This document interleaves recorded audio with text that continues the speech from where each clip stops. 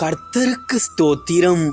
1 நாளாகமும் 29ஆம் அதிகாரம் 12வது வசனம். ஐஸ்வர்யமும் கனமும் உம்மாலே வருகிறது, தேவரீர் எல்லாவற்றையும் ஆளுகிறவர். உம்முடைய கரத்திலே சத்துவமும் வல்லமையும் உண்டு. எவரையும் மேன்மைப்படுத்தவும் பலப்படுத்தவும் உம்முடைய கரத்தினால் ஆகும். கிறிஸ்துவுக்குள் பிரியமானவர்களே, தேவன் எல்லாருக்கும் தலைவராய் உயர்ந்திருக்கிறவர். மாட்சிமையும் வல்லமையும் மகிமையும் ஜெயமும் மகத்துவமும் கர்த்தருடையது. வானமும் பூமியில் உள்ளவைகளும் ராஜ்யமும் கர்த்தருடையது.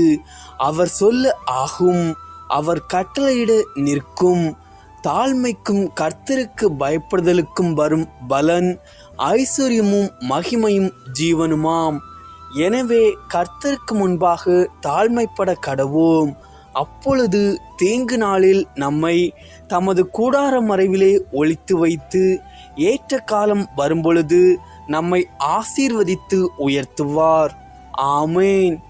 தேவன் தாமே உங்களை ஆசீர்வதிப்பாராக.